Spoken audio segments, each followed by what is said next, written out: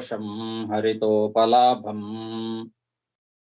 तर्काभयेतं विधिशर्वपूर्वगीर्वाणविज्ञानदमानतोऽस्मि प्रथमो हनुमान् नाम द्वितीयो भीम एव च पूर्णप्रज्ञस्तृतीयस्तु भगवत्कार्यसाधकः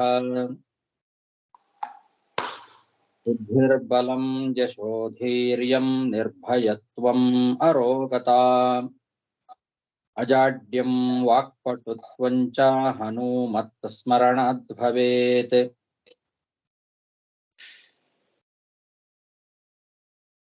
पृथ्वीमण्डलमध्यस्थाः पूर्णबोधमतानुगाः वैष्णवा विष्णुहृदयाः तान्नमस्ये गुरुन् मम जन्माद्यस्य यतोऽन्वयादितरतश्चार्थेष्वभिज्ञस्वराट् तेने ब्रह्महृदाय आदिकवये मुह्यन्ति यं सूरयः तेजो वारिमृदां यथा विनिमयो यत्र त्रिसर्गो मृषा धाम्ना स्वेन सदा निरस्तकुहकं सत्यं परं धीमहि सृष्टिस्थित्यप्येहानियतिदृशितमो बन्धमोक्षाश्च यस्मात् अस्य श्रीब्रह्मरुद्रप्रभृतिसुरनरद्वीषशत्रुत्मकस्य विष्णोर्व्यस्ताः समस्ताः सकलगुणनिधिः सर्वदोषव्यपेतः पूर्णानन्दो व्ययो यो गुरुरपि परमः चिन्तयेतं महान्तम्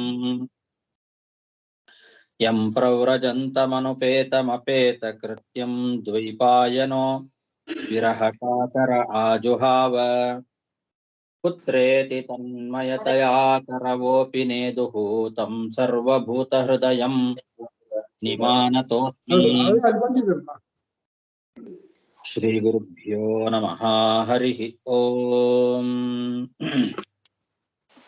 ಶ್ರೀಮದ್ಭಾಗವತದ ಪಂಚಮ ಸ್ಕಂಧದ 13ನೇ ಅಧ್ಯಾಯದಲ್ಲಿ ಇವತ್ತು 2ನೇ ಶ್ಲೋಕ.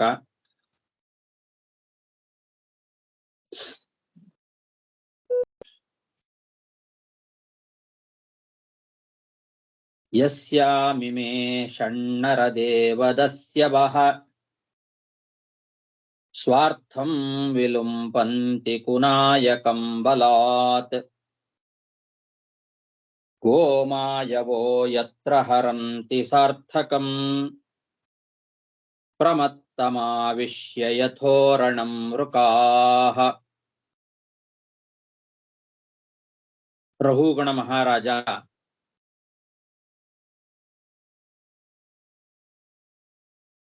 ಭರತ ಚಕ್ರವರ್ತಿಯನ್ನ ಕುರಿತು ತತ್ವೋಪದೇಶವನ್ನ ಮಾಡುವಂತ ಪ್ರಾರ್ಥನೆಯನ್ನ ಮಾಡಿದ್ದಕ್ಕೆ ಆ ಭರತ ಹೇಳ್ತಾ ಇದ್ದಾನೆ. ಹಿಂದಿನ ಅಧ್ಯಾಯದಲ್ಲಿ ನಾವು ಆ ಭರತ ತನ್ನ ಮಾತಿಗೆ ಉತ್ತರವನ್ನ ಕೊಟ್ಟದ್ದನ್ನ ನಾವು ನೋಡಿದ್ವಿ. ನನಗೆ ಇನ್ನೂ ಕೂಡ ಈ ಸಂಸಾರವನ್ನ ದಾಟುವ ತತ್ವವನ್ನ ಉಪದೇಶ ಮಾಡಿ ಅಂತ ಆ ರಘುಗಣ ಮಹಾರಾಜ ಕೇಳಿಕೊಂಡದ್ದಕ್ಕೆ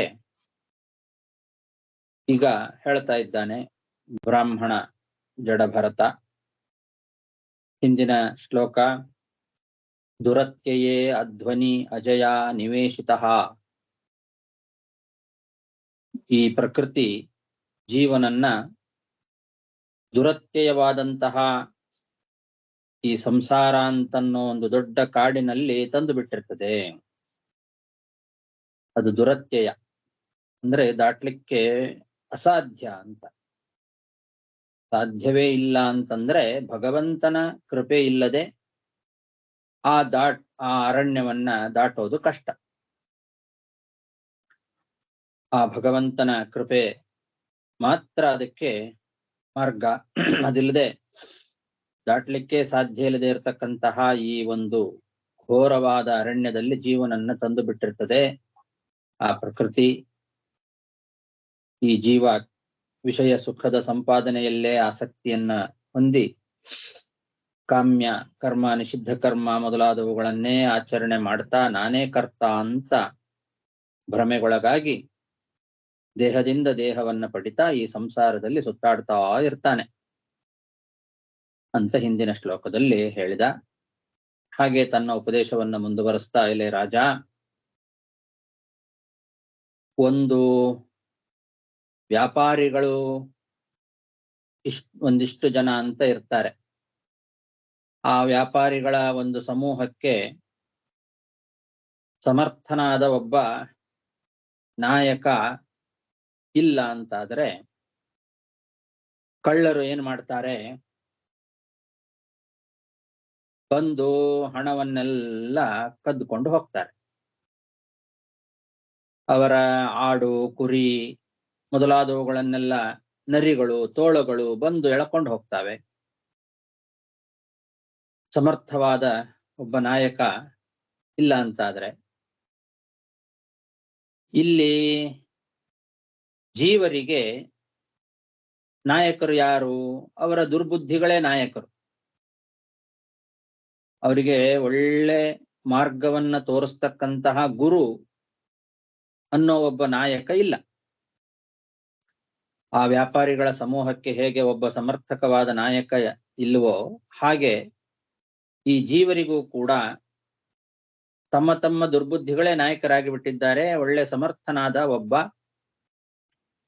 ಮೋಕ್ಷ ಮಾರ್ಗವನ್ನ ತೋರಿಸ್ತಕ್ಕಂತಹ ಗುರು ಎಂಬ ಒಬ್ಬ ನಾಯಕ ಇಲ್ಲ. ಆದ್ರಿಂದ ದರೋಡೆಕೋರರು ಅಲ್ಲಿ ಹೇಗೆ ಆ ವ್ಯಾಪಾರಿಗಳ ಹಣವನ್ನೆಲ್ಲ ಕದ್ಕೊಂಡು ಹೋದ್ರೋ ಹಾಗೆ ಇಲ್ಲಿ ದರೋಡೆಕೋರರು ನಮ್ಮೊಳಗೆ ಇದ್ದಾರೆ.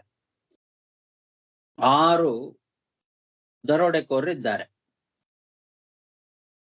ಇಂದ್ರಿಯಗಳೆಂಬಂತಹ ದರೋಡೆಕೋರರು. ಅವರೇನ್ ಮಾಡ್ತಾರೆ, ಜೀವ ಕಷ್ಟಪಟ್ಟು ಸಂಪಾದನೆ ಮಾಡಿರ್ತಕ್ಕಂತಹ ಪುಣ್ಯ ಎಂಬವಂತಹ ಹಣಗಳನ್ನ ವಿಷಯ ಭೋಗದ ಮೂಲಕವಾಗಿ ಅಪಹಾರ ಮಾಡಿಬಿಡ್ತಾರೆ. ಏನೋ ಕಷ್ಟಪಟ್ಟು ಅಲ್ಪ ಸ್ವಲ್ಪ ಪುಣ್ಯವನ್ನ ಸಂಪಾದನೆ ಮಾಡಿದ್ರೆ ಜೀವ ಆ ಪುಣ್ಯವನ್ನು ಕೂಡ ಈ ಇಂದ್ರಿಯಗಳೆಂಬ ದರೋಡೆಕೋರರು ಏನ್ ಮಾಡ್ತಾರೆ, ಅಪಹಾರ ಮಾಡಿ ಬಿಡ್ತಾರೆ. ಯಾವುದರಿಂದ? ವಿಷಯ ಭೋಗಗಳನ್ನ ಮಾಡುವ ಮೂಲಕ.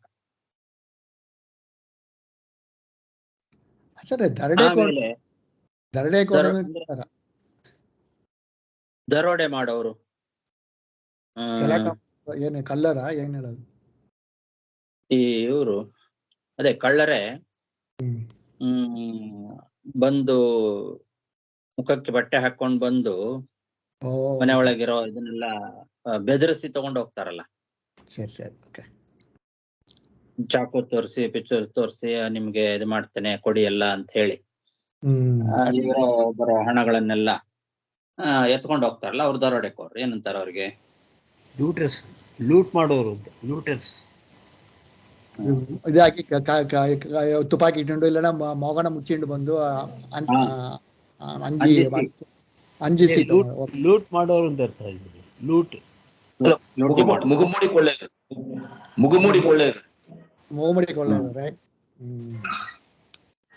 ಆ ತರ ಅವ್ರು ಬಂದೆಲ್ಲ ಹೇಗೆ ಹಣವನ್ನ, ಒಬ್ಬ ಸಮರ್ಥವಾದ ನಾಯಕ ಇಲ್ಲ ಅಂತಾದಾಗ ಅವ್ರು ಬಂದೆಲ್ಲ ಹಣ ಎಲ್ಲ ಹೇಗೆ ದರೋಡೆ ಮಾಡ್ಕೊಂಡು ಹೋಗ್ತಾರೋ ಹಾಗೆ ಇಲ್ಲಿ ನಮ್ಮೊಳಗಿರೋ ಇಂದ್ರಿಯಗಳು ಅವರೇ ನಮಗೆ ದರೋಡೆಕೋರರು. ಅವ್ರೇನ್ ಮಾಡ್ತಾರೆ, ವಿಷಯ ಭೋಗಗಳ ಮೂಲಕ ನಾವು ಕಷ್ಟಪಟ್ಟು ಸಂಪಾದನೆ ಮಾಡಿರೋ ಪುಣ್ಯಗಳನ್ನೆಲ್ಲ ಅವರು ಅಪಹಾರ ಮಾಡ್ಕೊಂಡು ಹೋಗಿಬಿಡ್ತಾರೆ. ಇನ್ನು ಹಣ, ಬಂಗಾರ ಮೊದಲಾದ ವಸ್ತುಗಳೆಲ್ಲ ಏನಿದ್ದಾವೆ ಅವುಗಳನ್ನ ಅಲ್ಲಿ ಹಿಂದೆ ಆಡು, ಕುರಿಗಳು ಅವುಗಳನ್ನೆಲ್ಲ ನರಿ, ತೋಳಗಳು ಬಂದು ಎಳ್ಕೊಂಡು ಹೋಗ್ತಾವಲ್ಲ, ಹಾಗೆ ಇಲ್ಲಿ ಈ ಜೀವ ಸಂಪಾದನೆ ಮಾಡಿಟ್ಟಂತಹ ಹಣ, ಬಂಗಾರ ಮೊದಲಾದವುಗಳನ್ನ ಹೆಂಡತಿ ಮಕ್ಕಳು ಅಪಹಾರ ಮಾಡ್ತಾರೆ. ಅಲ್ಲಿ ನರಿ ತೋಳಗಳು ಅಂತ ಹೇಳಿದ್ದಾರೆ. ಅದು ಯಾಕೆ ಅಂದ್ರೆ ಇಲ್ಲಿ ನರಿಗಳು ಅವು ನೋಡ್ಲಿಕ್ಕೆ ಮೇಲ್ನೋಟಕ್ಕೆ ಸೈಲೆಂಟ್ ಆಗಿರ್ತಾವೆ, ಒಳ್ಳೊಳ್ಳೆ ನಂಬಿಸ್ತಾವೆ. ಹಾಗೆ ನರಿಗಳಂತೆ ಉಪಾಯವಾಗಿ ಮಾತಾಡಿ ಒಳ್ಳೊಳ್ಳೆ ಸವಿ ಮಾತುಗಳನ್ನ ಆಡ್ತಾ ಹೆಂಡತಿ ಮಕ್ಕಳು ಹತ್ರ ಬರ್ತಾರೆ. ಹತ್ರ ಬಂದು ನಂಬಿಸಿ ಆಮೇಲೆ ತೋಳಗಳಂತೆ ಸಂಪತ್ತನಗಳನ್ನೆಲ್ಲ ಅಪಹಾರ ಮಾಡ್ಕೊಂಡು ಹೋಗ್ತಾರೆ. ತೋಳ ಹೇಗೆ ಆಡು ಕುರಿಗಳನ್ನೆಲ್ಲ ಎತ್ಕೊಂಡು ಹೋಗ್ತದೋ ಹಾಗೆ ಹಣ, ಬಂಗಾರ ಮೊದಲಾದವುಗಳನ್ನೆಲ್ಲ ಹೆಂಡತಿ ಮಕ್ಕಳು ಅಪಹಾರ ಮಾಡ್ಕೊಂಡು ಹೋಗ್ಬಿಡ್ತಾರೆ. ನಮ್ಮ ಇಂದ್ರಿಯಗಳೇ ನಮಗೆ ದರೋಡೆಕೋರರಾಗಿ ಬಂದು ನಮ್ಮ ವಿಷಯ ಭೋಗಗಳ ಮೂಲಕವಾಗಿ ಅವರು ಅಪಹಾರ ಮಾಡ್ತಾರೆ. ಪುಣ್ಯವನ್ನ ಗಳಿಸಿದ ಪುಣ್ಯವನ್ನ ಅವರು ಅಪಹಾರ ಮಾಡಿದ್ರೆ ಹಣ, ಧನ ಕನಕ ಮೊದಲಾದ ವಸ್ತುಗಳನ್ನ ಹೆಂಡತಿ ಮಕ್ಕಳು ಅಪಹಾರ ಮಾಡ್ತಾರೆ.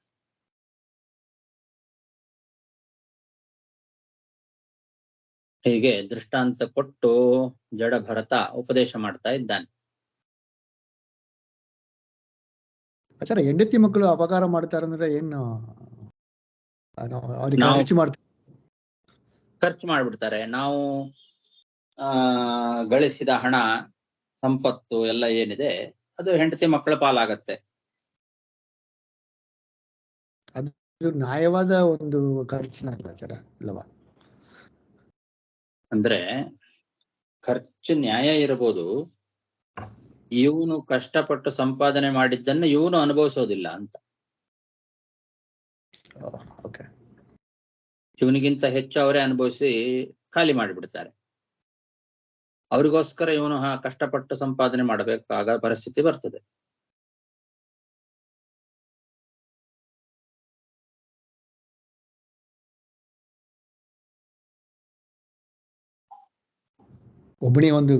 ಇವನಿಗೆ ಬಂದು ಕರ್ತವ್ಯವೂ ಇದೆಲ್ಲ, ಮಕ್ಕಳನ್ನ ಕಾಪಾಡಬೇಕು, ಹೆಂಡತಿನ ಕಾಪಾಡಬೇಕು ಎಂಬ ಕರ್ತವ್ಯವೂ ಇದೆ, ಅದು ಬರ್ತಲ್ಲ ನಿಮಗೆ. ಕರ್ತವ್ಯ ಇದೆ, ಕಾಪಾಡೋದು ಬೇರೆ. ಈಗ ನಮಗೆ ಜೀವನಕ್ಕೆ ಎಷ್ಟು ಬೇಕೋ ಅಷ್ಟನ್ನ ಒಟ್ಟಿಗೆ ಕುಟುಂಬದಲ್ಲಿ ಎಲ್ಲರೂ ಅನುಭವಿಸ್ತಾ ಧರ್ಮ ಸಂಪಾದನೆ ಮಾಡೋದು ವಿಹಿತ. ಅದಕ್ಕಿಂತ ಬೇರೆ ರೀತಿಯಲ್ಲಿ ಅದಕ್ಕೆ ಗೋಮಾಯವಹ ಅಂತ ಹೇಳಿದ್ದು. ಗೋಮಾಯವಹ ಅಂದ್ರೆ ಅದಕ್ಕೆ ದೃಷ್ಟಾಂತ ಕೊಟ್ಟ ಕಾರಣ ಮಂಜು ಭಾಷೇಣ ಸಮೀಪ ಪ್ರಾಪ್ತೌ ಅಂತ ಬರೀತಾರೆ ಯಾದವಾರ್ಯ. ಚೆನ್ನಾಗಿ ಮಾತಾಡಿ ಹತ್ರ ಬಂದು ಅವರಿಗೆ ಇದು ಮಾಡಿ ನಂಬಿಸಿ ಆಮೇಲೆ ಮೋಸ ಮಾಡ್ತಾರೆ. ಅಂಥವ್ರ ಬಗ್ಗೆ ಹೇಳಿದ್ದು, ಎಲ್ರ ಬಗ್ಗೆ ಅಲ್ಲ. ಎಲ್ಲಾ ಹೆಂಡತಿ ಮಕ್ಕಳು ಅಂತ ಅರ್ಥ ಅಲ್ಲ. ಮೋಸ ಮಾಡ್ತಕ್ಕಂಥವ್ರು.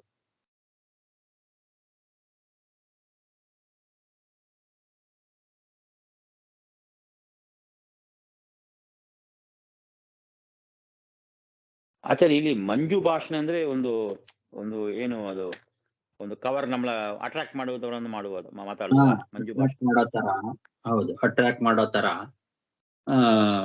ಒಳ್ಳೊಳ್ಳೆ ಮಾತನ್ನಾಡ್ತಾ ಪ್ರೀತಿ ತೋರಿಸಿ ನಂಬಿಸಿ ಏನು ಬೇಕಾದ್ರೂ ಕಾರ್ಯ ಸಾಧನೆ ಮಾಡ್ಕೊಳ್ಳೋ ಹಾಗೆ ಉಪಾಯವಾಗಿ ಪ್ರೀತಿ ತೋರಿಸಿ ಅದು ಕೊಡಿಸಿ ಇದು ಕೊಡಿಸಿ ಅದಂಗ ಅದು ಬೇಕು ಇದು ಬೇಕು ಅಂತ ಪ್ರೀತಿಯಿಂದ ಎಲ್ಲ ಧನ ಕನಕಗಳನ್ನೆಲ್ಲ ಖಾಲಿ ಮಾಡೋದು. ಸೊ ಆದ್ರೆ ಬಟ್ ಈ ವೃಕಗಳು ಬಂದು ಹೇಗೆ ನಮ್ಮ ಗೋಗಳ ಬಂದು ಹೇಗೆ ಅದು ಇದಕ್ಕೂ ಹೇಗೆ ಆಗತ್ತೆ? ಎರಡು ನರಿಗಳಂತೆ ಉಪಾಯವಾಗಿ ಬಂದು ವೃಕಗಳಂತೆ ಎಳ್ಕೊಂಡು ಹೋಗೋದು ಅಂತ. Okay okay okay okay. ಅದಕ್ಕೆ ನೋಡಿ, ಮಂಜು ಭಾಷೇಣ ಸಮೀಪ ಪ್ರಾಪ್ತೌ ಗೋಮಾಯು ದೃಷ್ಟಾಂತಹ ಹರಣೆ ವೃಕ ದೃಷ್ಟಾಂತಹ ಇತಿ ಜ್ಞೇಯಂ ಅಂತ ಅದನ್ನ ಎರಡು ಸಪ್ರೇಟ್ ಇಟ್ಕೋಬೇಕು ಅಂತ ಬರುತ್ತೆ. Okay okay. ಅಪಹಾರ ಮಾಡುವಾಗ ತೋಳಗಳಂತೆ ಆಗ್ತಾರೆ, ನಂಬಿಸಿ ಚೆನ್ನಾಗಿ ಮಾತಾಡುವಾಗ ನರಿಗಳಂತೆ ಅಂತ, ಹಾಗೆ ಪ್ರತ್ಯೇಕ ದೃಷ್ಟಾಂತ ಇಟ್ಟುಕೊಳ್ಳಿ ಅಂತ ಬರೀತಾರೆ. ಅಂತೂ ವಿಷಯ ಪದಾರ್ಥಗಳ ಮೂಲಕವಾಗಿ ಭೋಗಗಳನ್ನ ಮಾಡ್ತಾ ತನ್ನ ಪುಣ್ಯವನ್ನ ತಾನು ಕಳ್ಕೊಳ್ತಾನೆ, ಮತ್ತು ಹೆಂಡತಿ ಮಕ್ಕಳಿಂದ ಹೊರಗಿನ ಧನ ಕನಕ ಮೊದಲಾದ ಸಂಪತ್ತನ್ನ ಕಳ್ಕೊಳ್ತಾನೆ. ಹೀಗೆ ಒಳಗಿನ ಸಂಪತ್ತು ಹೊರಗಿನ ಸಂಪತ್ತು ಎರಡೂ ಕೂಡ ಅವನಿಗೆ ದಕ್ಕೋದಿಲ್ಲ. ಇದು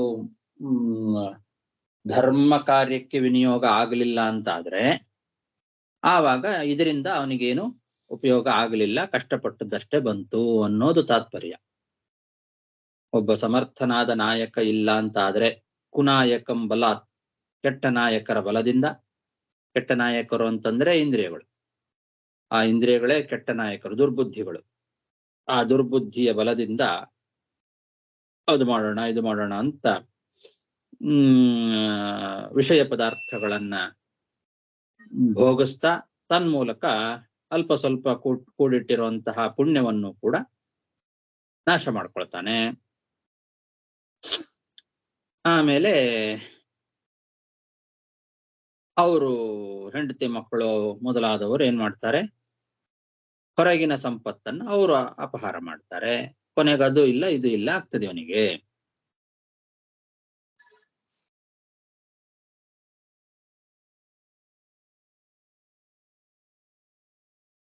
ಯಸ್ಯಾಮಿಮೇ ಷಣ್ಣರದೇವದಸ್ಯವಃ ಸ್ವಾರ್ಥಂ ವಿಲುಂಪಂತಿ ಕುನಾಯಕಂ ಬಲಾತ್ ಗೋಮಾಯವೋ ಯತ್ರ ಹರಂತಿ ಸಾರ್ಥಕಂ ಪ್ರಮತ್ತಮಾವಿಶ್ಯ ಯಥೋರಣಂ ಮೃಕಾಃ.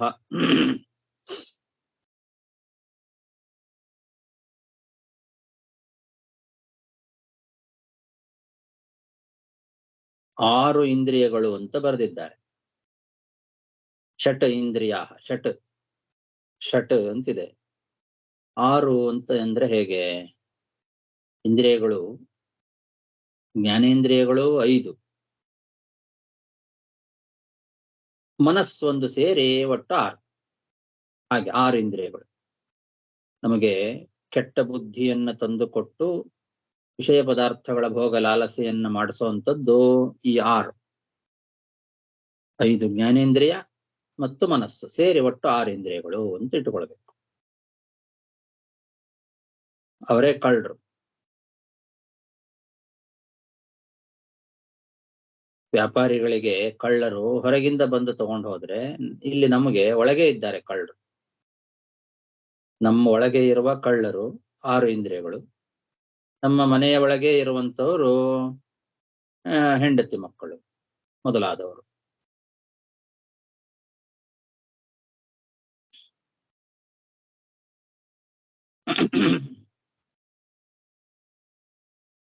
ಹೀಗೆ ಹೊರಗಿನ ಶತ್ರುಗಳು ಮತ್ತು ಒಳಗಿನ ಶತ್ರು.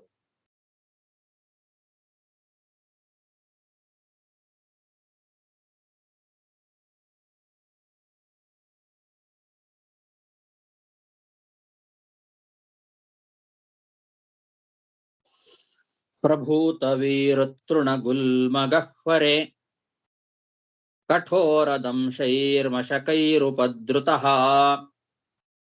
ಕ್ವಚಿಚ್ಚ ಗಂಧರ್ವಪುರಂ ಪ್ರವಿಶ್ಯ ಕ್ವಚಿಚ್ಚಾ ಸುಹರೋಲ್ಮುಖಗ್ರಹಂ.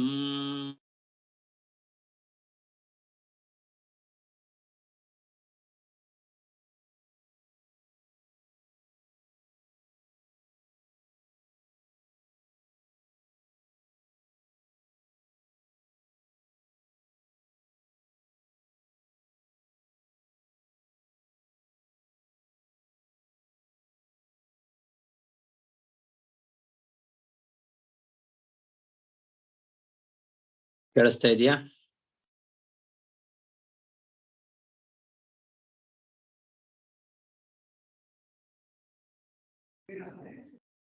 ಕೇಳಿಸ್ತದೆ ಗುರುಗಳೇ ಈಗ. ಈ ಸಂಸಾರ ಅಂತನ್ನೋದು ಒಂದು ದೊಡ್ಡ ಕಾಡು ಅಂತ ಹಿಂದೆ ಹೇಳಿದರು. ಹಿಂದಿನ ಮೊದಲನೇ ಶ್ಲೋಕದಲ್ಲಿ ಭವಾಟವೀಂ ಅಂತ ಭವ ಅಂತ ಅನ್ನೋದು ಒಂದು ಅಟವಿ, ದೊಡ್ಡ ಕಾಡು. ಕಾಡನ್ನ ಕಾಡು ಅಂತ ಯಾಕೆ ಹೇಳಿದ್ದಾರೆ ಅಂತಂದ್ರೆ, ಕಾಡಿನ ದಾರಿಯಲ್ಲಿ ಸಂಚಾರ ಮಾಡುವಾಗ ಅಲ್ಲಲ್ಲಲ್ಲಿ ಹುಲ್ಲು ಬಳ್ಳಿ ಪೊದೆಗಳು ತುಂಬಾ ಇರ್ತವೆ. ಕಾಡಲ್ಲಿ ಸರಿಯಾಗಿ ಮಾರ್ಗ ಇರೋದಿಲ್ಲ. ಕಾಡಿನ ದಾರಿಯಲ್ಲಿ ಹೋಗುವಾಗ ಎಲ್ಲೆಲ್ಲೋ ಬಳ್ಳಿಗಳು ಆ ಕಡೆಯಿಂದ ಈ ಕಡೆ, ಅಲ್ಲಲ್ಲಿ ಹುಲ್ಲುಗಳು ಪೊದೆಗಳು ಬೆಳಕೊಂಡಿರ್ತದೆ. ಹಾಗೆ ಈ ಸಂಸಾರದಲ್ಲಿ ಗೃಹಸ್ಥಾಶ್ರಮದ ದಾರಿ ಅದು ಹೆಚ್ಚು ಕಾಮ್ಯ ಕರ್ಮಗಳಿಂದಲೇ ತುಂಬಿಕೊಂಡಿರ್ತದೆ. ಪ್ರಭೂತ ವೀರು ತೃಣ ಗುಲ್ಮ ಗಹ್ವರೇ ಅಂತ. ತೃಣ ಗುಲ್ಮ ಗಹ್ವರ ಮೊದಲಾದವುಗಳು ಅಂದ್ರೆ ಗೃಹಸ್ಥಾಶ್ರಮ ದಾರಿ ಕಾಮ್ಯ ಕರ್ಮಗಳಿಂದ ತುಂಬಿಕೊಂಡಿರ್ತದೆ. ಆದ್ರಿಂದ ಬಳ್ಳಿ ಹುಲ್ಲು ಪೊದೆಗಳು ಎಲ್ಲ ತುಂಬಾ ತುಂಬಿಕೊಂಡಿರ್ತದೆ ಅಂತ. ಸರಿಯಾಗಿ ಆರಾಮವಾಗಿ ಮುಂದೆ ಹೋಗ್ಲಿಕ್ಕೆ ಆಗೋದಿಲ್ಲ.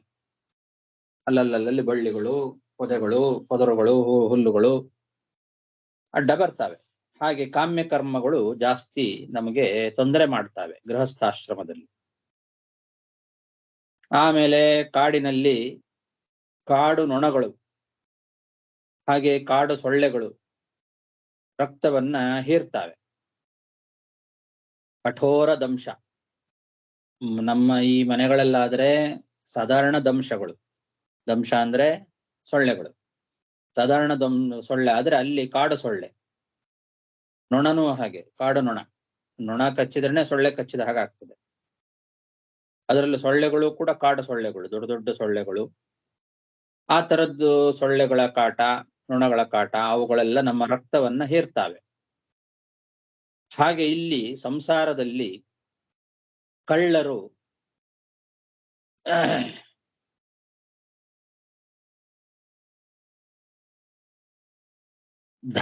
ಧನಗಳನ್ನ ಅಪಹಾರ ಮಾಡ್ತಾರೆ, ಹಣವನ್ನ. ಈ ಹೆಗ್ಗಣಗಳು ಧಾನ್ಯಗಳನ್ನ ಅಪಹಾರ ಮಾಡ್ತಾರೆ.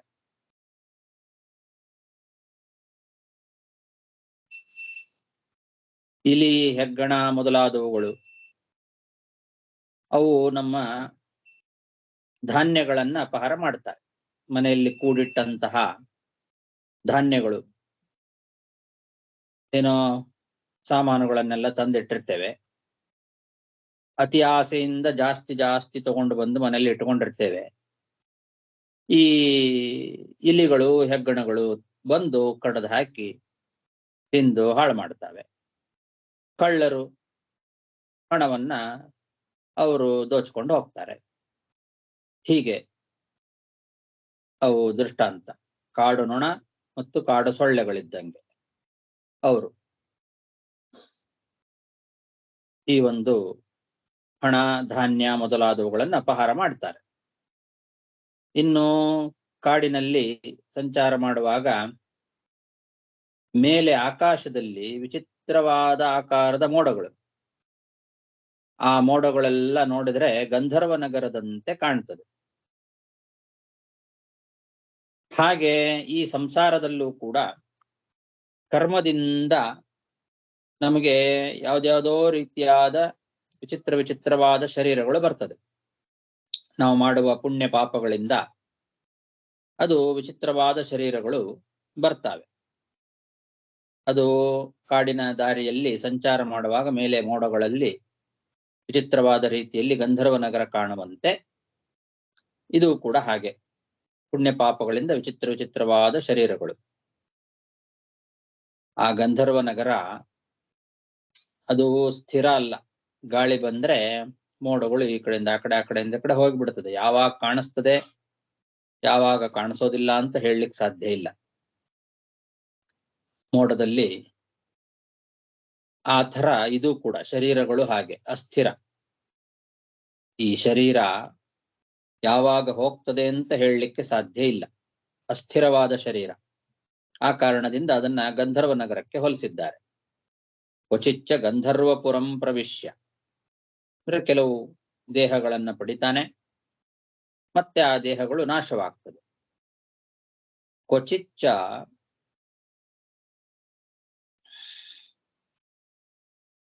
ಈ ಕಾಡಿನ ದಾರಿಯಲ್ಲಿ ಹೋಗುವಾಗ ಅಲ್ಲಲ್ಲಲ್ಲಿ ಕೊಳ್ಳಿ ಪಿಶಾಚಿಗಳು ಕಂಡು ಬರ್ತಾವೆ. ಅಸುಹರೋಲ್ಮುಖ ಗ್ರಹಂ, ಕೊಳ್ಳಿ ಪಿಶಾಚಿಗಳು ಅಂತ, ಈ ಬೆಂಕಿ ಹಿಡ್ಕೊಂಡು ಓಡಾಡುವಂತ ಪಿಶಾಚಿಗಳು. ಅಲ್ಲಿ ನಮಗೆ ಬರೀ ಬೆಂಕಿ ಮಾತ್ರ ಕಾಣಿಸ್ತದೆ, ಬೆಂಕಿ ಮಾತ್ರ ಹೋಗೋ ತರ ಕಾಣಿಸ್ತದೆ. ಆ ಪಿಶಾಚಿಗಳು ಕಣ್ಣಿಗೆ ಕಾಣಿಸೋದಿಲ್ಲ, ಬೆಂಕಿ ಮಾತ್ರ ಹೋಗ್ತಾ ಇರ್ತದೆ. ಬೆಂಕಿ ಕೊಳ್ಳಿ ಹಿಡ್ಕೊಂಡು ಪಿಶಾಚಿಗಳು ಸಂಚಾರ ಮಾಡುವಂಥದ್ದು ಕಾಡಿನಲ್ಲಿ ಕಾಣಿಸ್ತದೆ. ನಾವೇನಾದ್ರೂ ಬೆಂಕಿ ಬೇಕು ಅಂತ ಆ ಪಿಶಾಚಿಗಳ ಹತ್ರ ಹೋದ್ರೆ ಆ ಪಿಶಾಚಿಗಳು ಪ್ರಾಣವನ್ನೇ ತೆಗೆದು ಬಿಡ್ತಾವೆ, ಅದು ಬೆಂಕಿ ಕೊಳ್ಳಿಗಳು. ಆ ಥರ ಸಂಸಾರದಲ್ಲಿಯೂ ಕೂಡ ಹಣಕ್ಕೋಸ್ಕರ ನಾವು ಶ್ರೀಮಂತರ ಹತ್ತಿರ, ಕೆಟ್ಟ ಶ್ರೀಮಂತರ ಹತ್ತಿರ ಏನಾದ್ರೂ ಹೋದ್ರೆ ಅವರು ಹಾಗೆ ನಮ್ಮ ಪ್ರಾಣವನ್ನ ತೆಗೆದು ಬಿಡ್ತಾರೆ. ಕೊಳ್ಳಿ ಪಿಶಾಚಿಗಳಿದ್ದಂತೆ. ಅದು ಮೇಲ್ನೋಟಕ್ಕೆ ಪಿಶಾಚಿಗಳು ಕಾಣಿಸೋದಿಲ್ಲ, ಬರೀ ಕೊಳ್ಳಿ ಮಾತ್ರ ಕಾಣಿಸ್ತದೆ. ಅಂದ್ರೆ ಬೆಂಕಿ ಕೊಳ್ಳಿ ಮಾತ್ರ ಕಾಣಿಸ್ತದೆ. ದೂರದಿಂದ ನಾವು ನೋಡುವಾಗ ಬೆಂಕಿ ಕೊಳ್ಳಿ ಮಾತ್ರ ಕಾಣಿಸ್ತದೆ, ಪಿಶಾಚಿ ಕಾಣಿಸೋದಿಲ್ಲ. ಹಾಗೆ ಇಲ್ಲಿಯೂ ಕೂಡ ಇವರ ಹಣ ಮಾತ್ರ ನಮಗ್ ಕಾಣಿಸ್ತದೆ. ದೊಡ್ಡ ದೊಡ್ಡ ಶ್ರೀಮಂತರಿರ್ತಾರೆ, ಅವರ ಬುದ್ಧಿ ನಮಗೆ ದೂರದಿಂದ ಗೊತ್ತಾಗೋದಿಲ್ಲ. ಅವರದು ಕೆಟ್ಟವರ ಒಳ್ಳೆಯವರ ಅನ್ನೋದು ಗೊತ್ತಾಗೋದಿಲ್ಲ. ಎಲ್ಲಾ ಬೆಂಕಿಗಳು ಕೆಟ್ಟ ಬೆಂಕಿಗಳಲ್ಲ, ಹಾಗೆ ಎಲ್ಲಾ ಶ್ರೀಮಂತರು ಕೆಟ್ಟವರಲ್ಲ.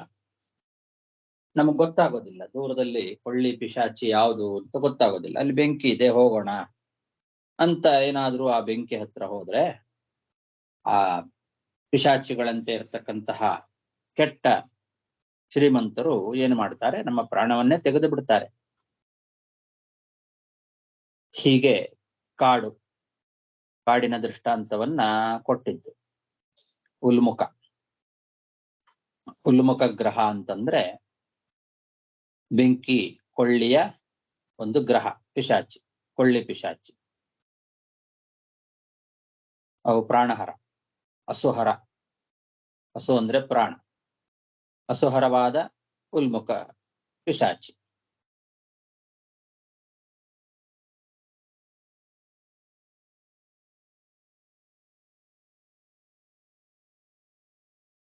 ಗಂಧರ್ವ ನಗರ ಅಂತ ನಮ್ಮ ದೇಹವನ್ನ ಕೊಟ್ಟಿದ್ದು. ಮನುಷ್ಯ ದೇಹ ಮೊದಲಾದ ದೇಹಗಳೆಲ್ಲ ಬರುತ್ತಲ್ಲ, ಅದು ಕರ್ಮ ನಿರ್ಮಿತವಾದದ್ದು.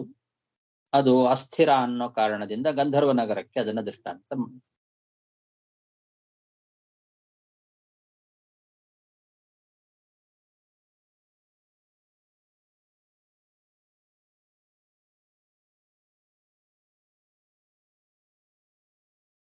ದಾರಿಯಲ್ಲಿ ಬಳ್ಳಿ ಪೊದೆ ಮೊದಲಾದವುಗಳಿರುತ್ತಲ್ಲ, ಹಾಗೆ ಈ ಸಂಸಾರ ಮಾರ್ಗದಲ್ಲಿ ಕಾಮ್ಯ ಕರ್ಮಗಳು ಜಾಸ್ತಿ ಇರತ್ತೆ ಅಂತ. ಕಾಮಕರ್ಮಾದಿಗಳು ಇರೋದ್ರಿಂದ ಆರಾಮವಾಗಿ ನಾವು ಗೃಹಸ್ಥ ಧರ್ಮವನ್ನ ಮೋಕ್ಷ ಮಾರ್ಗದಲ್ಲಿ ನಡೆಸ್ಕೊಂಡು ಹೋಗ್ಲಿಕ್ಕೆ ಕಷ್ಟ. ಕಾಮ್ಯ ಕರ್ಮಗಳು ಜಾಸ್ತಿ ನಮಗೆ ಅಡೆತಡೆಗಳನ್ನು ಉಂಟು ಮಾಡ್ತವೆ. ಹಾಗೆ ಕಾಡಿನ ದಾರಿಯಲ್ಲಿ ಆರಾಮವಾಗಿ ನಡ್ಕೊಂಡು ಹೋಗ್ಲಿಕ್ಕೆ ಆಗೋದಿಲ್ಲ. ಬಳ್ಳಿಗಳು, ಪೊದೆಗಳು, ಹುಲ್ಲುಗಳು ಅಡ್ಡಡ್ಡ ಬರ್ತವೆ.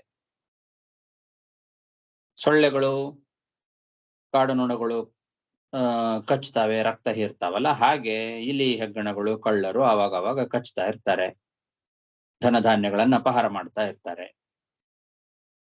ಅಂತ. ಹೀಗೆ ಒಟ್ಟು 4: ಪ್ರಭೂತ ವೀರು ತೃಣಗಲ್ಮ ಗಹ್ವರ ಕಠೋರ ದಂಶೈರ್ ಮಶಕೈರುಪದ್ರುತ ಕ್ವಚಿಚ್ಚ ಗಂಧರ್ವಪುರಂ ಕ್ವಚಿಚ್ಚ ಅಸುಹರ ಉಲ್ಮುಖ ಗ್ರಹಂ. ಇಂತಹ ಕಾಡಿನ ದಾರಿಯಲ್ಲಿ ಪ್ರವೇಶ ಮಾಡಿ ಹೋಗ್ಬೇಕಾದಂತಹ ಪರಿಸ್ಥಿತಿ ಬರ್ತದೆ. ಈ ಸಂಸಾರದಲ್ಲಿ ನಡೆಯೋದು ಅಂದ್ರೆ ಈ ತರ ಕಾಡಿನ ದಾರಿಯಲ್ಲಿ ನಡೆದ ಹಾಗೆ ಅದನ್ನ ವಿವರಣೆ ಮಾಡಿದ್ದು. ಆ ಹಿಂದೆ ಹೇಳಿದ ಕಾಡಿನ ದಾರಿ ಹೇಗೆ ಅನ್ನೋದನ್ನ ವಿವರಣೆ ಮಾಡಿದ್ದಾರೆ. ಅದರಲ್ಲಿ ಈ ಹಣವನ್ನ ಅಪಹಾರ ಮಾಡೋದರಲ್ಲಿ ಕಳ್ಳರು ಮಾತ್ರ ಅಲ್ಲ, ರಾಜಭಟರು ಕೂಡ ಇಟ್ಟುಕೊಳ್ಬೇಕು ಅಂತ ವಿಜಯಧ್ವಜ ತೀರ್ಥರು ಬರೀತಾರೆ. ಕಠೋರ ಮಶಕ ದಂಶಕಲ್ಪೈಃ ರಾಜಭಟ ತಸ್ಕರಾದಿಭಿಃ ಉಪದ್ರುತಃ. ರಾಜಭಟರು ಅಂದ್ರೆ ಟ್ಯಾಕ್ಸ್ ಎಲ್ಲ ಕಟ್ಟಬೇಕಾಗತ್ತೆ. ನಾವು ರಾಜರಿಗೆ ಕೊಡಬೇಕಾದಂತಹದ್ದನ್ನೆಲ್ಲ ಕೊಡ್ಬೇಕು. ಅದ್ರಲ್ಲಿ ಅರ್ಧಕ್ಕರ್ಧ ಹೋಗ್ಬಿಡ್ತದೆ.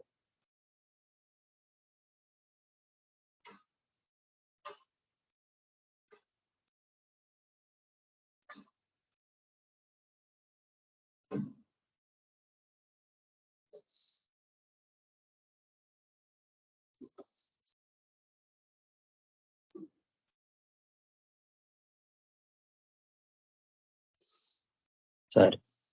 ಪ್ರಭೂತ ವೀರುತೃಣಗುಲ್ಮಗಹ್ವರೆ ಕಠೋರ ದಂಶೈರ್ಮಶಕೈರುಪದ್ರುತಃ ಕ್ವಚಿಚ್ಚ ಗಂಧರ್ವಪುರಂ ಪ್ರವಿಶ್ಯ ಕ್ವಚಿಚ್ಚಾಸುಹರೋಲ್ಮುಖಗ್ರಹಂ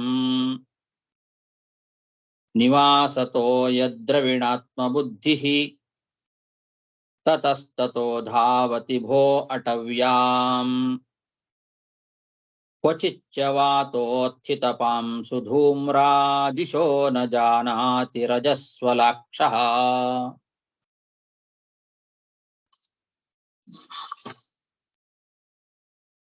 ಅದೇ ರೀತಿ ಕಾಡಿನ ದಾರಿಯಲ್ಲಿ ಈ ವ್ಯಾಪಾರಿಗಳು ಸಂಚಾರವನ್ನ ಮಾಡುವಾಗ ಅವರ ಮನಸ್ಸಿನಲ್ಲಿ ಏನಿರುತ್ತೆ ಅಂತಂದ್ರೆ, ಈ ವ್ಯಾಪಾರಿಗಳೆದ್ದು ಈ ಮನೆ, ನೀರು, ಸಂಪತ್ತು ಇವುಗಳನ್ನೆಲ್ಲ ಹೆಚ್ಚೆಚ್ಚು ಸಂಪಾದನೆ ಮಾಡಬೇಕು, ಎಲ್ಲ ನಮ್ಮದು ಮಾಡ್ಕೊಳ್ಬೇಕು ಅನ್ನೋ ಆಸೆ. ತುಂಬಾ ಮನೆಗಳನ್ನ ಕಟ್ಟಿಕೊಳ್ಬೇಕು, ಹಣ ಗಳಿಸ್ಬೇಕು ಅನ್ನೋ ಹೆಚ್ಚೆಚ್ಚು ಆಸೆ. ನಿವಾಸ, ತೋಯ, ದ್ರವಿಣ, ಮನೆ, ನೀರು ಮತ್ತು ಹಣ, ಸಂಪತ್ತು ಇದನ್ನೆಲ್ಲ ನಮ್ಮದಾಗಿ ಮಾಡ್ಕೊಳ್ಬೇಕು ಅಂತನ್ನೋ ಆಸೆಯಿಂದ ಕಾಡಿನಲ್ಲಿ ಈ ವ್ಯಾಪಾರಿಗಳು ಸಂಚಾರ ಮಾಡ್ತಾರೆ, ಸುತ್ತಾ ಇರ್ತಾರೆ. ಇತಸ್ತತೋ ಧಾವತಿ, ಆ ಕಡೆ ಈ ಕಡೆ ಸಂಚಾರ ಮಾಡ್ತಾ ಇರ್ತಾರೆ. ಆವಾಗ ಕೆಲವು ಸಲ ಏನಾಗತ್ತೆ, ಸುಂಟರ ಗಾಳಿ ಎಳ್ತದೆ.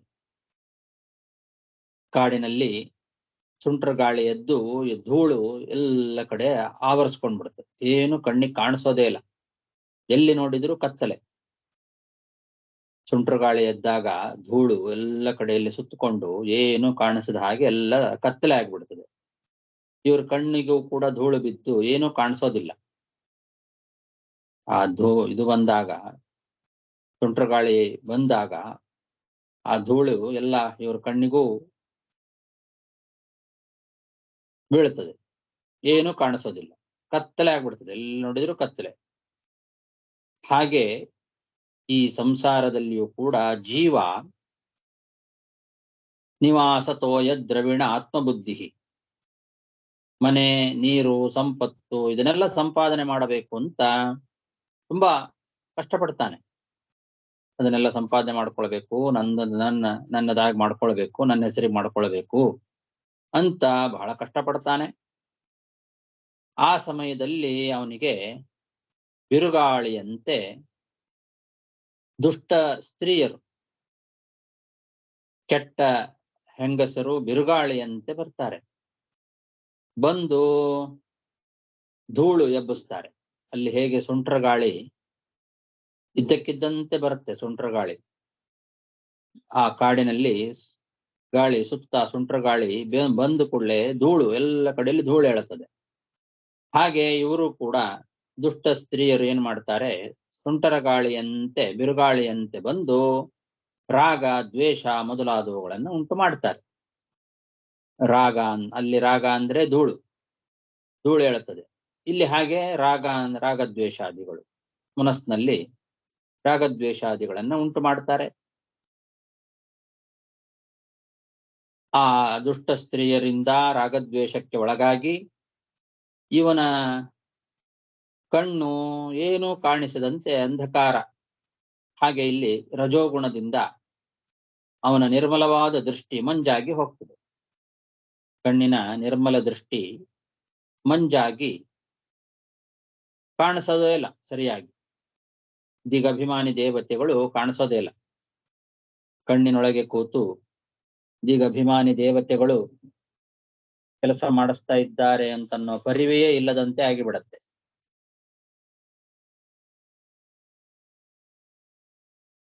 ಮಂಜಾಗ್ಬಿಡ್ತದೆ, ಕಣ್ಣು ನಿರ್ಮಲವಾದ ದೃಷ್ಟಿ ಹೋಗಿಬಿಡ್ತದೆ.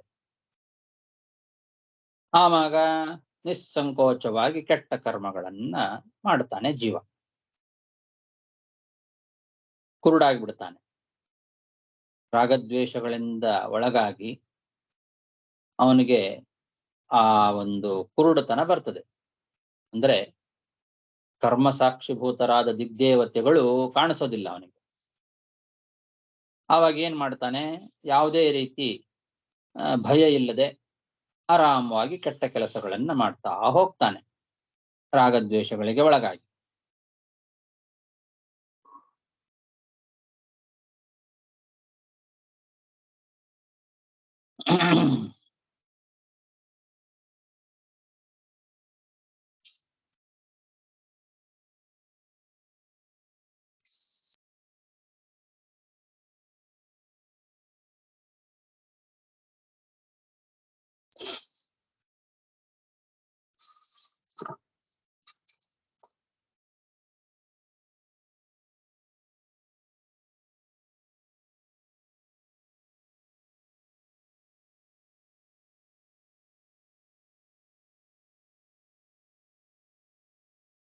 ಕ್ವಚಿಚ್ಚ ವಾತೋತ್ಥಿತ ಪಾಂಶು ಧೂಮ್ರ ದಿಶೋ ನ ಜಾನಾತಿ ರಜಸ್ವಲಾಕ್ಷ ಅಂತ.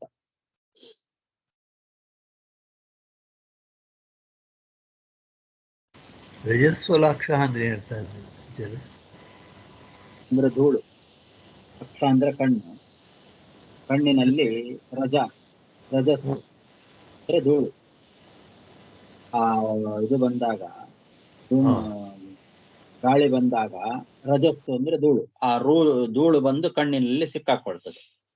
ಅದರಿಂದ ಆ ಕಣ್ಣು ರಜಸ್ವಲಾಕ್ಷ, ಧೂಳಿನಿಂದ ತುಂಬಿಕೊಳ್ತದೆ. ಅಧ್ಯಾತ್ಮದಲ್ಲಿ ಹುಟ್ಟಿದ್ದಾರೆ ಆಚಾರ್ಯ. ದಿಶಾಗನ ಸೂರ್ಯಾದಿ ದೇವತಾ ರಜಸ್ವಲ ಅಕ್ಷಾಹ ಅವಿವೇಕ ಜ್ಞಾನಿಹ ಕೊಟ್ಟಿದ್ದಾರೆ. ವಿಜ್ಞಾನ ಅವಿವೇಕಿ ವಿಜ್ಞಾನ, ರೈಟ್? ಅದೇ ಕಣ್ಣಿಗೆ ಧೂಳು ತುಂಬಿಕೊಳ್ತು ಅಂದ್ರೆ ಏನು ಕಾಣಿಸೋದಿಲ್ಲ.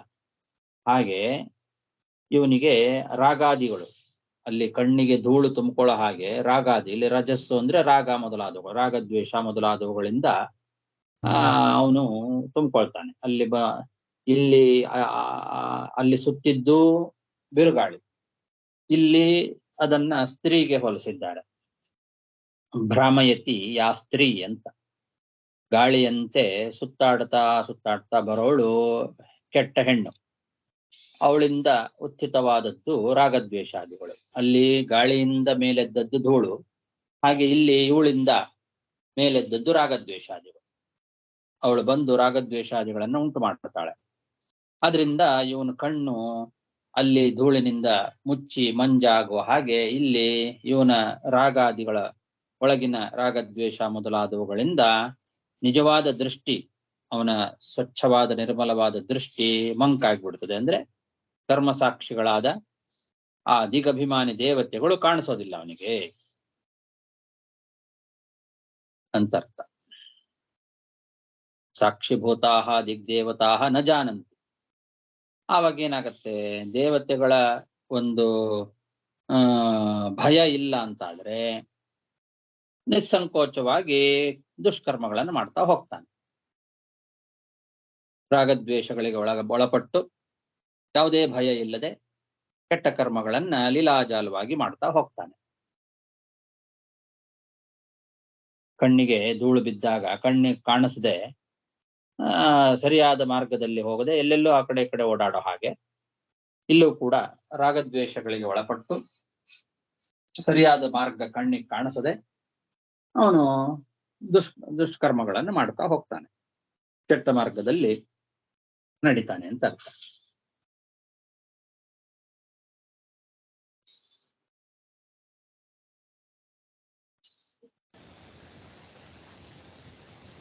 ಆಚಾರ್ಯ ಇಲ್ಲಿ ಒಂದು ಸಲಿಲಂ ಯಾಕೆ ಆಚಾರ್ಯ ಗೊತ್ತಿಲ್ಲ. ಗೃಹ ಮತ್ತು ಇದು ಹಾ.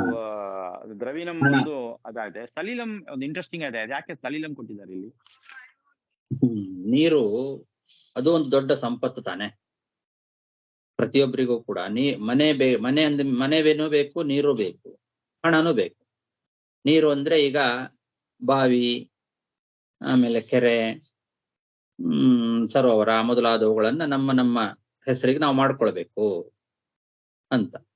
ಒಂದು ಈಗೇನಾಗಿದೆ, ಎಲ್ಲ ಬೋರ್ವೆಲ್ ತೋಡ್ಸೋದಾಗಿದೆಲ್ಲ. ನಮ್ಮ ಸೈಟ್ ಅಲ್ಲಿ ನಾವು ಬೋರ್ವೆಲ್ ತೋಡ್ಸೋಣ ಅಂತ, ಅದೇ ನೀರು, ಅದು ನಮ್ಮ ಬೋರ್ವೆಲ್. ಹಾಗೆ ಬಾವಿ ನಮ್ಮ ಮನೆಯಲ್ಲಿ ಒಂದು ಬಾವಿ ತೋಡೋದು, ಮನೆ ಕಟ್ಟೋದು, ಮನೆಯಲ್ಲಿ ಒಂದು ಬಾವಿ ತೋಡೋದು. ಬಾವಿ ಇಲ್ಲದೆ ಇದ್ರೆ ಹೇಗೆ ಬದುಕ್ಲಿಕ್ಕೆ ಸಾಧ್ಯ? ಹಾಗಾಗಿ ಮನೆ ಕಟ್ಸೋದು, ಬಾವಿ ತೋಡ್ಸೋದು, ಆಮೇಲೆ ಹಣ ಸಂಪಾದನೆ ಮಾಡೋದು. ಹೀಗೆ ಮನೆ, ಬಾವಿ, ಹಣ, ಇದನ್ನ ನಮ್ದು ಮಾಡ್ಕೊಳ್ಬೇಕು ಅಂತ. ಸಿಕ್ಕಲ್ಲೆಲ್ಲ ಸೈಟ್ಗಳನ್ನು ತಗೊಳ್ಳೋದು, ಅಲ್ಲಿ ಬಾವಿ ತೋಡ್ಸೋದು, ಬೋರ್ವೆಲ್ ಹಾಕ್ಸೋದು, ಆಮೇಲೆ ಮನೆ ಕಟ್ಟೋದು, ಮನೆಯೊಳಗೆ ಸಂಪತ್ತನ್ನ ಮಾಡಿಡೋದು, ಕೂಡಿಡೋದು. ಹೀಗೆ ನಿವಾಸ, ತೋಯ, ದ್ರವಿಡ. ಓಕೆ ಆಚಾರ್ಯ. ಅದೊಂದು ದೊಡ್ಡ ಸಂಪತ್ತೆ. ನೀರು ದೊಡ್ಡ ಸಂಪತ್ತು.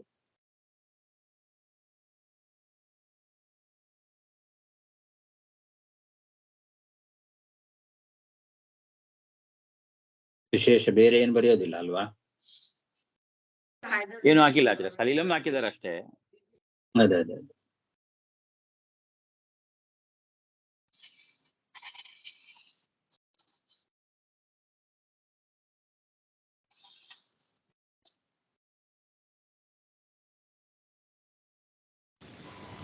ರಜಸ್ವಲ ಅನ್ನೋದಕ್ಕೂ ಬೇರೆ ಅರ್ಥನೂ ಹೊಂದಿದೆ ಆಚಾರ್ಯ. ಏನಿದೆ?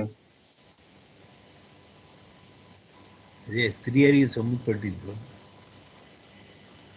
ಅದು ಇಲ್ಲಿ ಇಲ್ಲ, ಇಲ್ಲಿ ಅದಕ್ಕೆ ಅರ್ಥ ಬರೋದಿಲ್ಲ.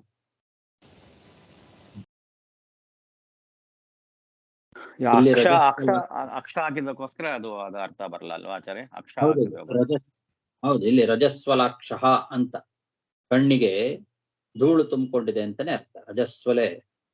ರಜಸ್ವಲೇ ರಜೋವ್ಯಾಪ್ತೇ ಅಕ್ಷಿಣಿ ಯಸ್ಯ ಸಹ. ರಜಸ್ಸಿನಿಂದ ವ್ಯಾಪ್ತವಾದದ್ದು ಅಂತ ಅರ್ಥ. ಅಲ್ಲೂ ಅದೇ ಅರ್ಥದಲ್ಲೇ ಆ ಪ್ರಯೋಗ ಬಂದಿರೋದು. ರಜಸ್ಸು ಅಂತಂದ್ರೆ ಅಲ್ಲಿ ರಜಸ್ಸು ಅಂತಾನೆ ಅರ್ಥ.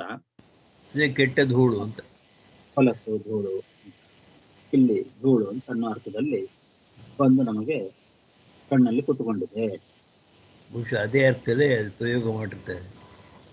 ಇಲ್ಲ, ರಜಸ್ಸು ಅಂತ ಅನ್ನೋ ಶಬ್ದಕ್ಕೆ ಕೆಟ್ಟದ್ದು, ಧೂಳು, ಹೊಲಸು ಅಂತ ಅರ್ಥ.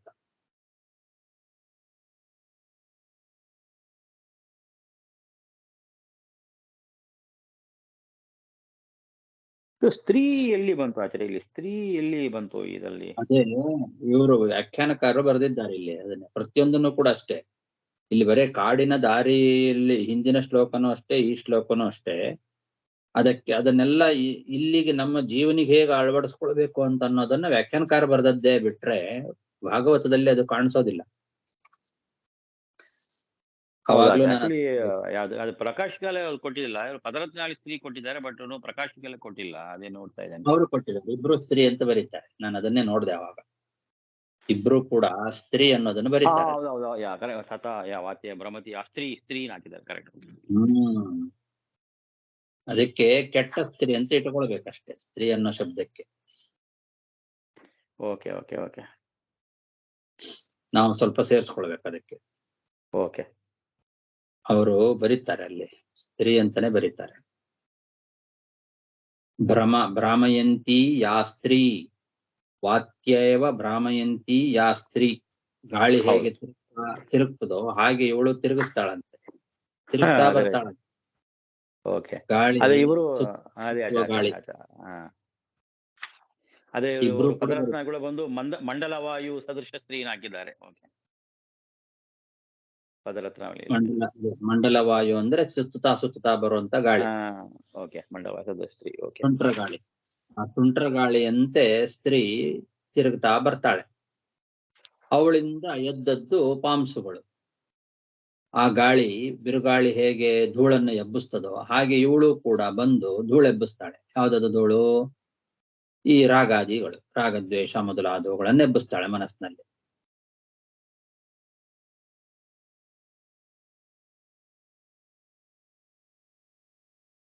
ರಾಗಾದಿಭಿಹಿ. ಈ 3ನೇ ಶ್ಲೋಕದಲ್ಲಿ ಮೋಡಗಳು ಅಂತ ಹೇಳಿದ್ರಿಲ್ಲ, ಯಾರು?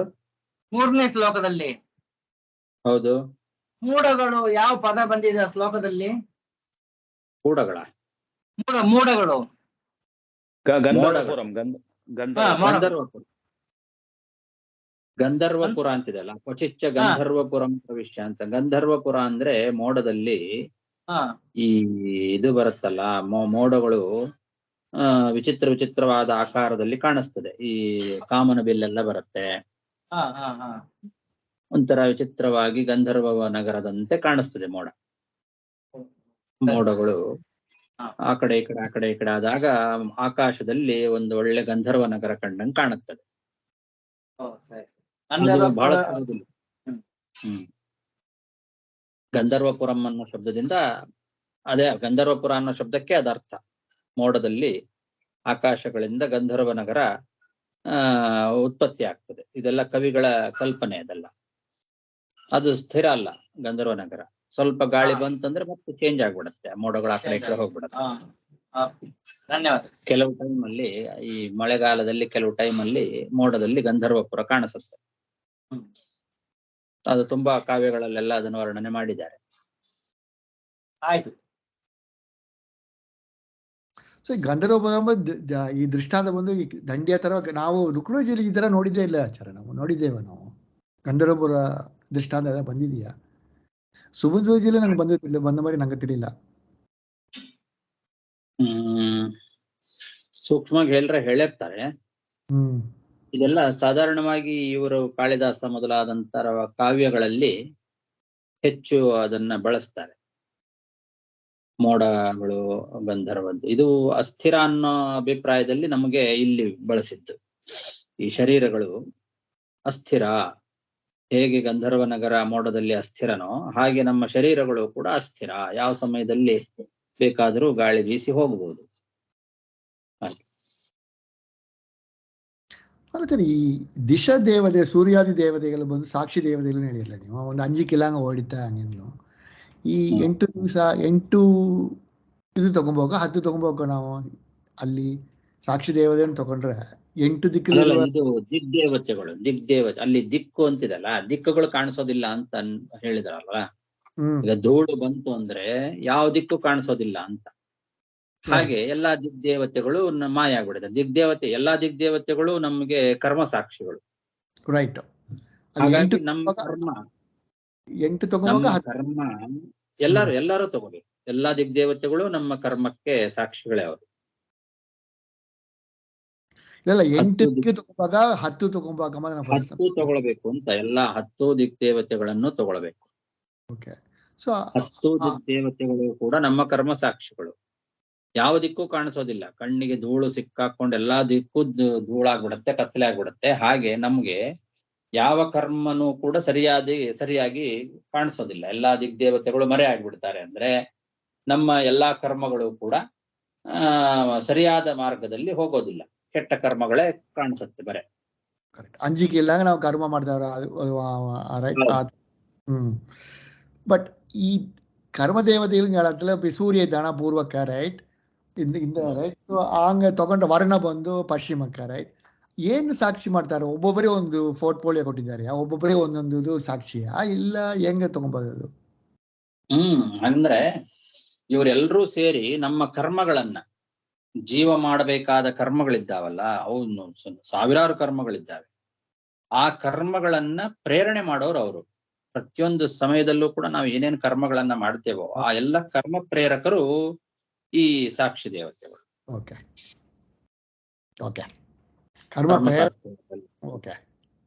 ಕರ್ಮ ಪ್ರೇರಣೆ ಮಾಡುವ ಕರ್ಮ ಸಾಕ್ಷಿಗಳಾದ ದಿಗಭಿಮಾನಿ ದೇವತೆಗಳವರು.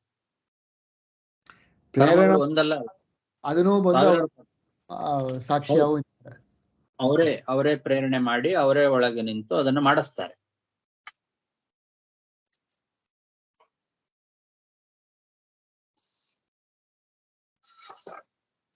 ಸರಿ. ನಿವಾಸತೋ ಯದ್ರವಿಣಾತ್ಮ ಬುದ್ಧಿ ತತಸ್ತತೋ ಧಾವತಿ ಭೋ ಅಟವ್ಯಾಂ ಕ್ವಚಿಚ್ಚ ವಾತೋತ್ಥಿತಪಾಂಸು ಧೂಮ್ರಾದಿಶೋ ನ ಜಾನಾತಿ ರಜಸ್ವಲಾಕ್ಷಃ. ಶ್ರೀಕೃಷ್ಣಾರ್ಪಣಮಸ್ತು. ಆಚಾರ್ಯ, ನೀವು ಈ ಒಂದು ಮೆಸೇಜ್ ಒಂದು ಕೊಟ್ಟಿದ್ದೀರಲ್ಲ ಗೋಶಾಲೆಯ, ಅದು ಮೆಸೇಜ್ ಅಲ್ಲಿ ಬಂದು ಸ್ವಲ್ಪ ವಿವರ ಕೊಡಕ್ಬಿಡಿ. ಅದು ಏನ್ ನೀವು ಎದುರು ನೋಡ್ತೀರಿ ಸಪೋರ್ಟ್ ಹಂಗೆ ಅಂದ್ರೆ looking towards spacious and well maintained goshala with cows and room freely I am seeking assistance for acquiring ಕೊಟ್ಟಿದ್ದೀರಿ. ಸೊ ಅದೇ ಇವಾಗ ಹಸುಗಳು ಸ್ವಲ್ಪ ಜಾಸ್ತಿ ಇರೋದ್ರಿಂದ ನಮ್ದು ಇವಾಗಿರೋ ಜಾಗ ಸಾಕಾಗ್ತಾ ಇಲ್ಲ. ಅದಕ್ಕೋಸ್ಕರ ಒಂದ್ ಸ್ವಲ್ಪ ಬೇರೆ ದೊಡ್ಡ ಜಾಗ 1 ಎಕರೆನೋ 2 ಎಕರೆನೋ ಇತ್ತು ಅಂದ್ರೆ ಹಸುಗಳಿಗೆ ಆರಾಮವಾಗಿ ತಿರುಗಾಡ್ಕೊಂಡಿರ್ಲಿಕ್ಕೆ ಅನುಕೂಲ ಆಗತ್ತೆ. ಅದು ವಿಶಾಲವಾಗಿ ಒಂದು ಗೋಶಾಲೆ ಮಾಡೋಣ ಅಂತ ಒಂದು ಅಭಿಪ್ರಾಯ ಇದೆ. ಅದಕ್ಕೆ ನಮ್ಮ ಈ ಚೆನ್ನೈ ಸರೌಂಡಿಂಗ್ ಅಲ್ಲಿ ಎಲ್ಲಾದ್ರೂ ಈಗಿರೋ ಜಾಗದಲ್ಲೇ ಅಂದ್ರೆ ಕಷ್ಟ, ಸ್ವಲ್ಪ ಚಿಕ್ಕದದು. ಬೇರೆ ಜಾಗ ಆದ್ರೂ ಆಗಬಹುದು. ಯಾವ್ದಾದ್ರು ಒಂದು ಜಾಗದಲ್ಲಿ ಒಂದು ದೊಡ್ಡ ಗೋಶಾಲೆ ಮಾಡೋಣ, ಒಂದು 50, 60, 100 ಹಸುಗಳು ಆದ್ರೂ ಅನುಕೂಲ ಆಗತ್ತೆ ಅಂತ ನಂದು ಅಭಿಪ್ರಾಯ. ಹಾಗಾಗಿ ಜಾಗ ಮೊದಲು ನೋಡ್ಬೇಕು, ಆಮೇಲೆ ಅದಕ್ಕೆ ತಕ್ಕಂತೆ ಗೋಶಾಲೆ ನಿರ್ಮಾಣ ಮಾಡಬೇಕು. ಈ ಚೆನ್ನೈ ಅಂದ್ರೆ ನೀವು ನಿಮ್ಮ ಸ್ಥಳದಲ್ಲಿದ್ದು ಹೊರಗೆ ಅಲ್ಲ ನಿಮ್ಮ ಸ್ಥಳದಲ್ಲಿದ್ದು ಬಂದು ಒಳಗೆ ಹೋಗಕ ಇಲ್ಲಿ ಯಾವ ತರ ನೋಡ್ತೀವಿ ಚೆನ್ನೈ ಅಂದ್ರೆ? ಯಾವ್ದಾದ್ರು ಆಗ್ಬೋದು. ಒಟ್ಟು ಚೆನ್ನೈ ಜನಗಳಿಗೆ ಬಂದು ಹೋಗ್ಲಿಕ್ಕೆ ಅನುಕೂಲ ಆಗೋ ಹಾಗೆ ಇರ್ಬೇಕು. ಜನಗಳಿಗೆ ತುಂಬಾ ದೂರ ಆದ್ರೆ ಬರೋದು ಕಷ್ಟ. ಓಕೆ. ಅದಕ್ಕೆ ಈಗ ಸಿಟಿಯಿಂದ ಜನಗಳು ಬರೋದಾದ್ರೆ 1 hour 1.5 hour ಮ್ಯಾಕ್ಸಿಮಮ್ ಅಷ್ಟ್ರೊಳಗೆ ಬಂದು ಹೋಗೋ ತರ ಇರ್ಬೇಕು. ಅಷ್ಟು ಸರೌಂಡಿಂಗ್ ಅಲ್ಲಿ ಅದು ಯಾವ ಕಡೆ ಬೇಕಾದ್ರೂ ಆಗ್ಬೋದು. ಈಗ ನಾನಿರೋ ಕಡೆಗೆ ಆಗ್ಬೇಕು ಅಂತಿಲ್ಲ, ಆ ಸೈಡು ಆಗ್ಬೋದು. ಒಟ್ಟು ಚೆನ್ನೈ ಸೆಂಟರ್ ಇಟ್ಕೊಂಡ್ರೆ ಅಲ್ಲಿಂದ ಬಂದು ಹೋಗ್ಲಿಕ್ಕೆ ಅನುಕೂಲ ಆಗಿರ್ಬೇಕು ಜನಗಳಿಗೆ. Okay okay. ಸೊ ಇದು ಬಂದು ನೀವು ಹಣ ಎದು ನೋಡ್ತೀರಾ ಇಲ್ಲ ಲ್ಯಾಂಡ್ ತೆಯ್ಯಾಕ ಅಸಿಸ್ಟೆಂಟ್ ಎದು ನೋಡ್ತೀರಾ? ಯಾವ್ದಾದ್ರು ಆಗ್ಬೋದು. ಮೊದಲು ಈಗ ಲ್ಯಾಂಡ್ ನೋಡ್ಬೇಕಾಗಿದೆ. ಯಾರದಾದ್ರೂ ಲ್ಯಾಂಡ್ ಇದ್ದು ಅವರೇ ಸ್ವೇಚ್ಛೆಯಿಂದ ಬೇಕಾದ್ರೆ ಅದನ್ನ ನೀವು ಯೂಸ್ ಮಾಡ್ಕೊಳ್ಳಿ, ಕೊಡ್ತೇನೆ ಅಂತ ಮುಂದೆ ಬಂದ್ರು ಸಂತೋಷ. ಇಲ್ಲ ನೀವು ನೋಡ್ರಿ ನಾವು ಅದಕ್ಕೆ ಹೆಲ್ಪ್ ಮಾಡ್ತೇವೆ, ನಿಮಗೆ ಬೇರೆ ಯಾರಾದ್ರೂ ಕೊಡೋರಿದ್ರೆ ತಗೊಳ್ಳಿ, ಅದಕ್ಕೆ ಎಷ್ಟಾಗುತ್ತೋ ಅಷ್ಟು ನಮ್ಮ ಕೈಯಿಂದ ಯಥಾಶಕ್ತಿ ಸಹಾಯ ಮಾಡ್ತೇವೆ ಅಂದ್ರೆ ಅದು ಸರಿ. ಇನ್ನು ನೋಡಿಲ್ಲ ಜಾಗ, ಅದಕ್ಕೆ ಜಾಗ ನೋಡೋದ್ರಿಂದ ಪ್ರಾರಂಭ ಮಾಡ್ಬೇಕು. ಇವಾಗ ಜಾಗನೇ ಯಾರಾದ್ರೂ ತೋರಿಸಿದ್ರೆ ಇನ್ನು ಸಂತೋಷ. Okay okay.